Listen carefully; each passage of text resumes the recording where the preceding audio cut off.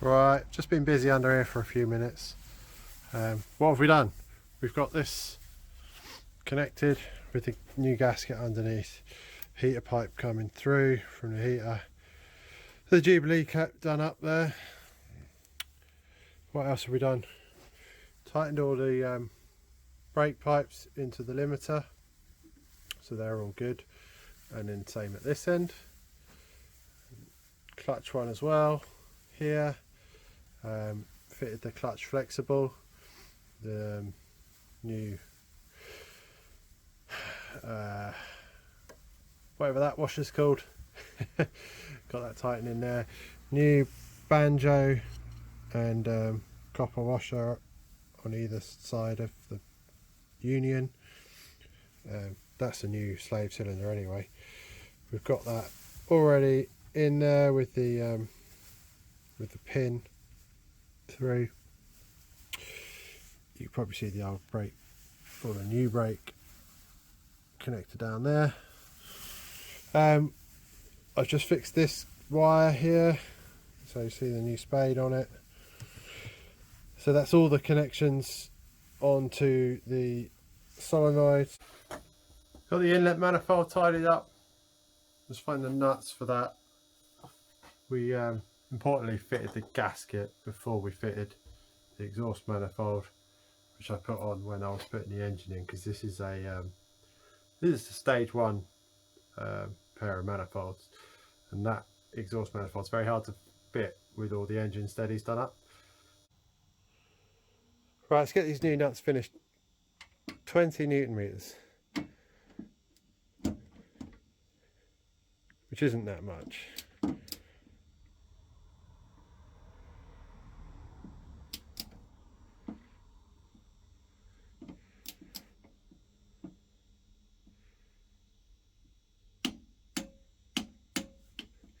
So we'll just go along with all of these.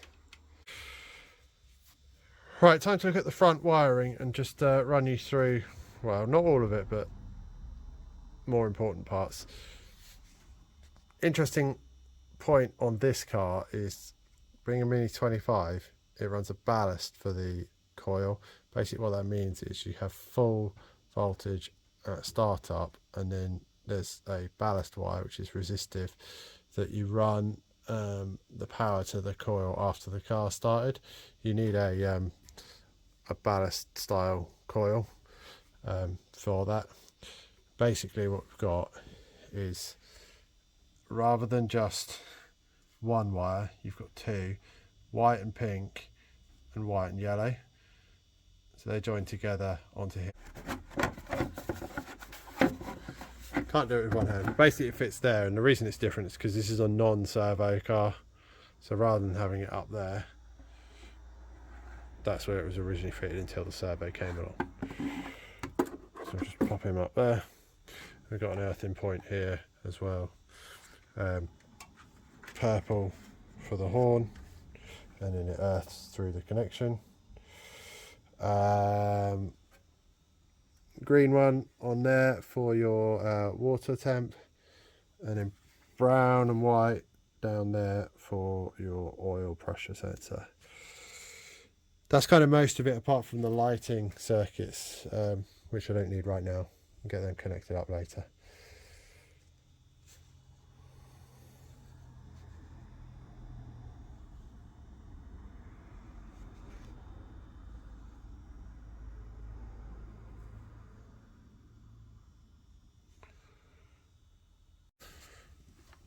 And the one thing that I forgot to mention, which is why I was shooting this in the first place, is the wiring harness on this car seems to be universal for a non-ballast coil as well. So that's this white only wire. Now that would fit on that side of the coil if we were running a non-ballast coil. But on this car, I'm just going to get taped up out of the way. Just installing the carburetor. I've had to take off the airbox elbow from the back of the carb here, because otherwise you can't install it and get it past these pre-installed studs on these stage 1 mini spares manifold. So you've got to take that off. You can either put the cone filter in there, it's a bit tight with this fabric, or fit the elbow back on and then the airbox, which is what we'll be doing. A little bit more standard looking. So just that one and that one down there, and then obviously you've got this plate which the spring attaches to the tail of it down there, and then these are for the two cables to come into, and yeah, that helps hold the airbox. So I just got to go that up and the one underneath in the opposite corner down there. So I'll just do that.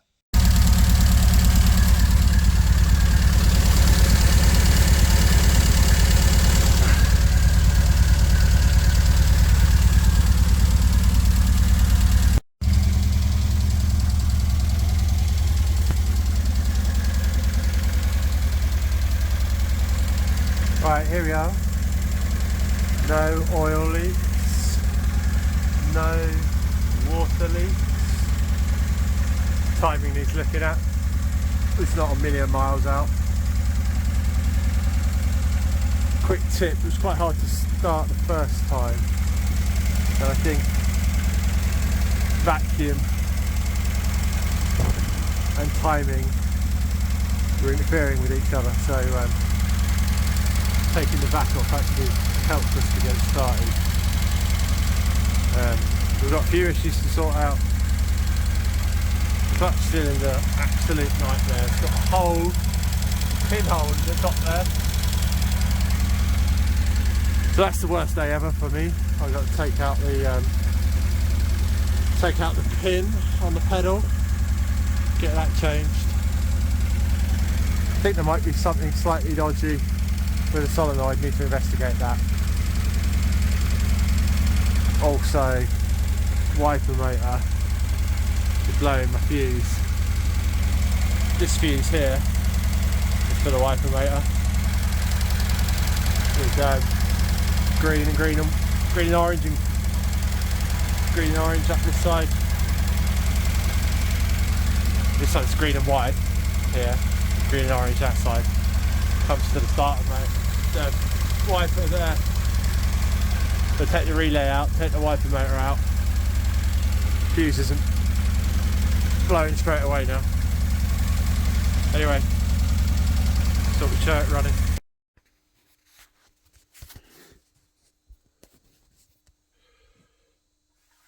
Time to get on with fixing some of these problems. So the 5 or 6 problems from after we try to start the engine, the brakes and the clutch, get them all working. So first off, working on just putting in some of the new lines. So there's a brake line at the front and there's a clutch line. Basically they come straight, so you got to bend them up, do your best to replicate what was there before. So this is the new clutch master to well, between the clutch master and where it mounts to the bulkhead and changes to the flexible, and that one just goes there. So I've bent that up to shape. It's about right. Try to copy the old one, which was this one. The reason I'm changing that is because the threads, if we can get focus here, the threads on there just starting, you see that bottom thread there starting to split. So that just makes it difficult to do it up, and I don't want to start damaging the threads in the top of the new master cylinder that we've bought. So anyway, change him. Only about 10 quid to have a pre-made one. You can make your own if you want to invest in the flanging tools. And then I've made up this line here. So I've got that. Can you see under there? Yes, you can. Got that attached down the back there through the lovely access hole in the inner wing they give you here, so you can do that one up. But in their wisdom, they do not provide a similar access hole down there, which is a nightmare because it's even harder to get to and there's more joints. But you can see the end of the pipe there. We've got to fit the T piece or the one that the banjo bolt goes through, and then it mounts into this new pipe, as well as the pipe that needs to go back in there, which is the one we already replaced. So it goes from there down to the bottom.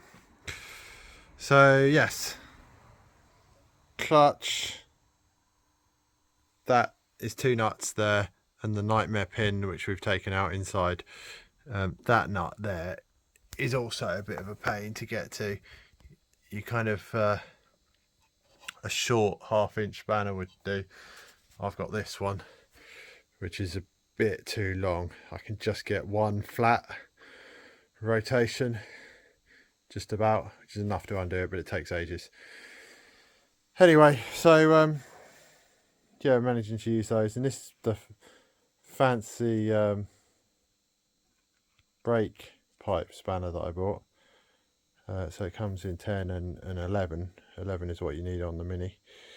But yeah, basically it's a ratchet that angles and is open-ended as well, so you can get around the pipe.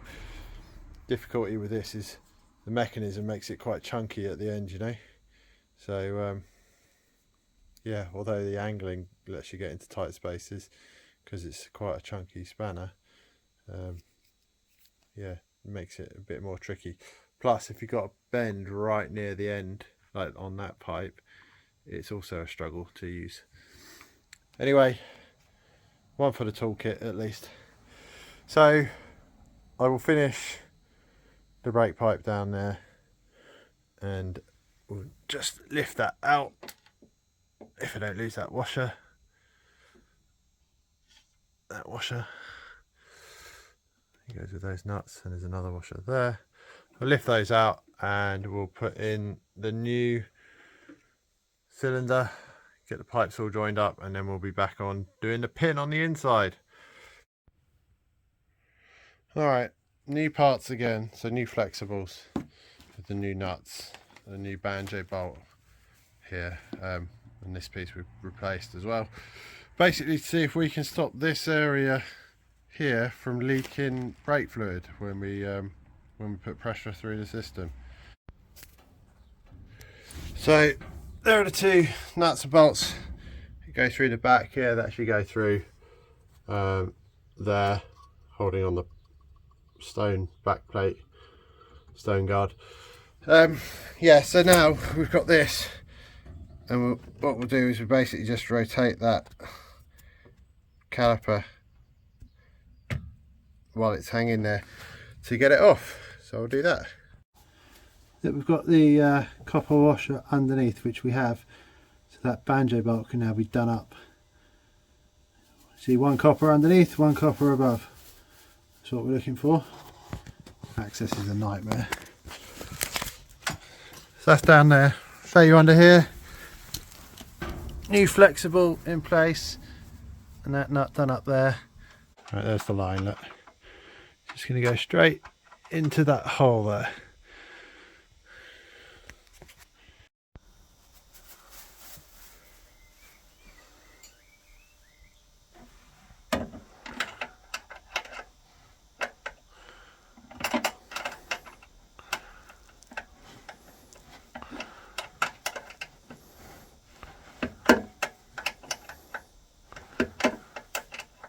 Why they can't put this access hole on the other side, I will never know.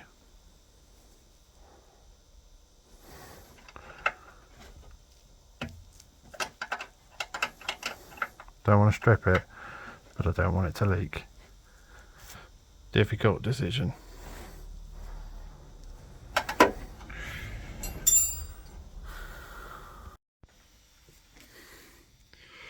Right, so down here we've done the banjo up, copper washer above and below.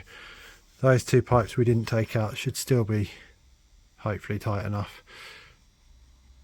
Banjo's tight, nut onto the flexibles tight. Same right down there, the nut onto the flexibles tight. Pipe has now been fixed. Under here, the 2 on the back and the brake pipe also attached. Same on this side. So There's the graveyard of brake pipes and parts. Hopefully now I'll be able to pressurise it without a leak.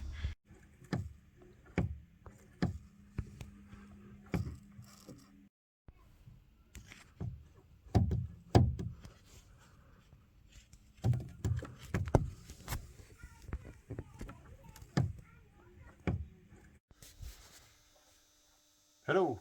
At this point we're fairly rapidly going backwards, which is less than ideal, but all these things needed to be discovered. It's just time and money, isn't it? You know, eventually we'll be going forward. These things had to be found. What things, you say? Right, so couldn't sort out the clutch or the brakes on this car. We got the new clutch master cylinder. I was going to put that in, but then I realised I got some problems with the brakes. Eventually, after we changed all that down there with the brake pipe around the front, found that this brake caliper is leaking from one of the cylinders, the inside cylinder.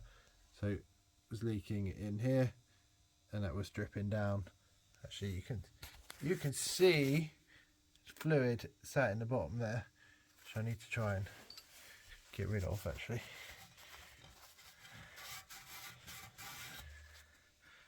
Anyway, so that is the latest leak on the brakes. Now there's a couple of other problems with the brakes to do with the pedal box and some noises over the clutch master cylinder when it was moved up and down that I wasn't too happy with. So going to replace those. Also, I realised I left out these two, one under the clutch and one under the brake master cylinder, so we'll be installing those when we put it back in.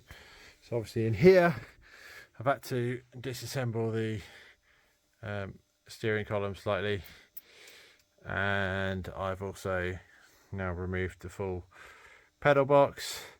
I'll show you why that. Obviously we've got these pins and split pins out now, and yeah, the big air hose that goes across that one, which is a bit of a pain to fit, but never mind, that's another thing. So why did we take the pedal box out? Well, because the pin that the two pedals hang off of, when you were pressing the brake pedal, it was actually rotating. You can see the nut on the end of it was turning, meaning that the brake pedal was seized.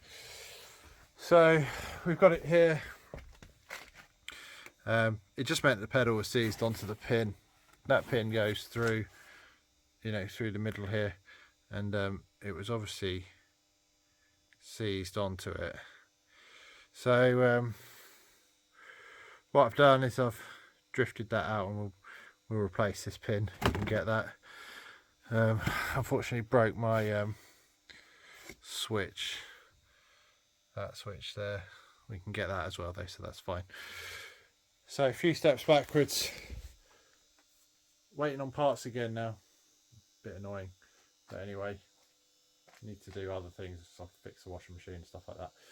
So have to wait a couple of days, and then we'll get back on, hopefully getting it all installed and actually being able to bleed the brakes, then get the clutch in, bleed that. Fingers crossed.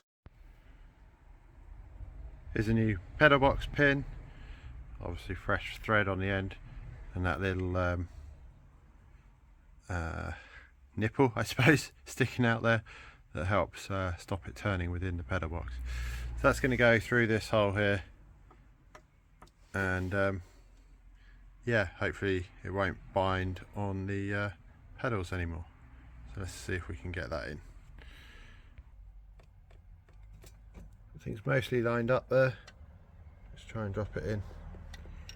Cross your fingers. It's gone into the first pedal.